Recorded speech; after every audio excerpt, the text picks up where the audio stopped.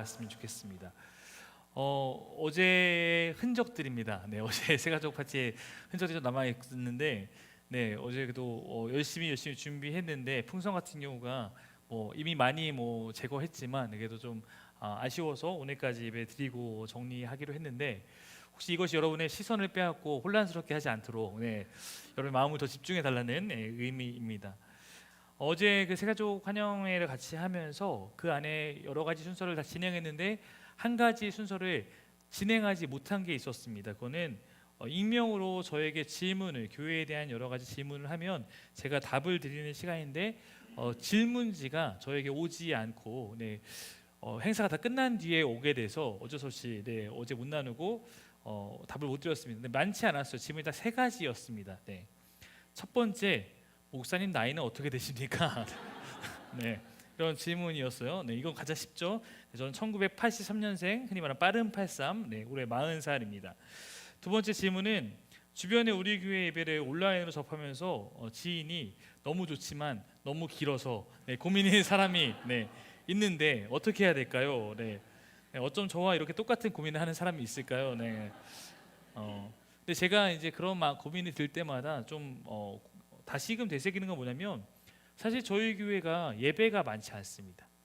엄밀히 말하면 새벽 예배도 저희가 항상 드리는 건 아니고 수요 예배도 올해부터 없앴어요. 저희 교회는 심지어 금요일도 저희가 격주로 설교합니다. 그러니까 여러분과 함께 하나님 말씀을 나눌 수 있는 것 외에 다른 것이 물론 저희 교회 많이 생겼지만 주일 예배와 금요 예배도 한 달에 2번 정도밖에 없으니까 저희 교회는 한 달에 6번밖에 설교를 안 하는 교회입니다. 엄밀히 말하면.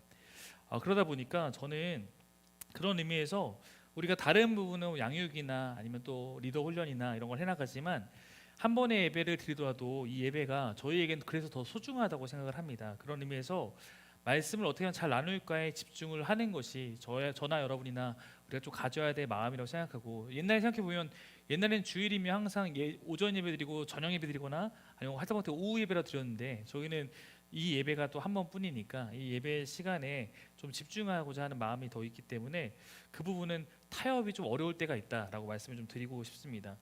마지막으로 한 가지 질문은, 제가 설교 중간에 여러분에게 사용하는 이 PPT 안에 있는 말씀이 이제 그분의 질문에 의하면 개역개정과 쉬운 성경을 쓰인다고 생각하셨던 것 같아요. 엄밀히 말하면 세번역 성경을 쓰고 있는데 그 말씀을 사용하는 이유에 대한 거였습니다.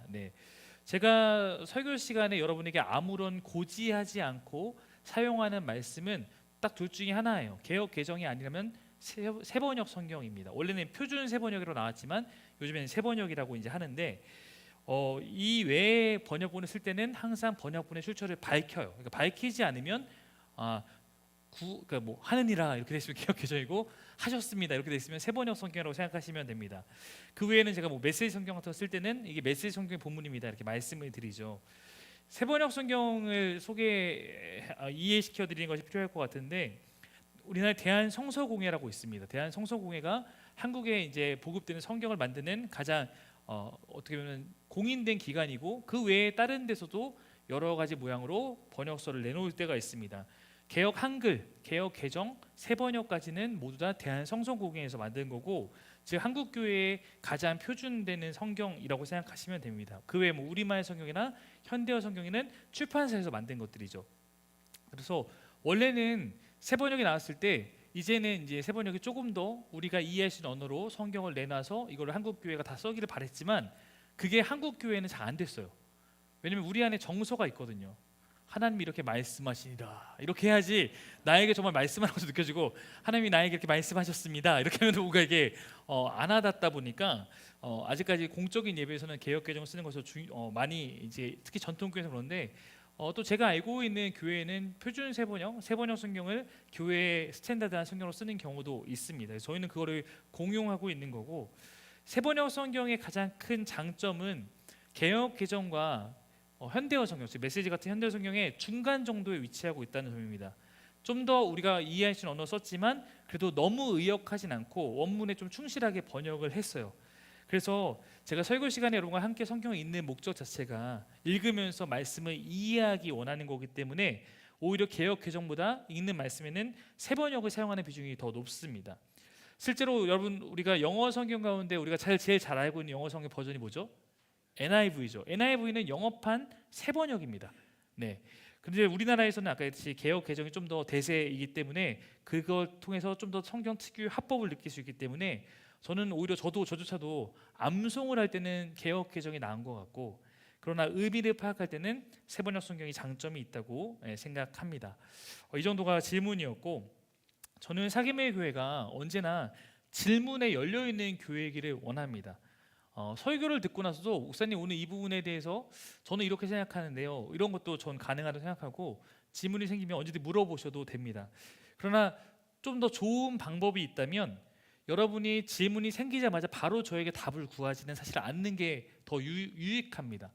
여러분이 충분히 거기에 대한 답을 스스로 한번 고민해보고, 다만 고민해보고 그냥 멈추면 여러분이 가진 답이 정답이 아닐 수 있기 때문에 충분한 고민과 생각을 해보고 저하고 한번 마지막에 저를 통해서 검증하시면 그것이 여러분의 신학적 사고에 더 유익할 수 있습니다. 그래서 오늘도 우리가 함께 말씀을 나눌 때 말씀을 나눌 수 있는 것이 우리의 특권으로 여기면서, 그리고 또 이 말씀 가운데서 하나님 주신 의미를 함께 잘 찾아가면서 주어진 말씀을 향해서 한 걸음 나아가 보면 좋겠습니다.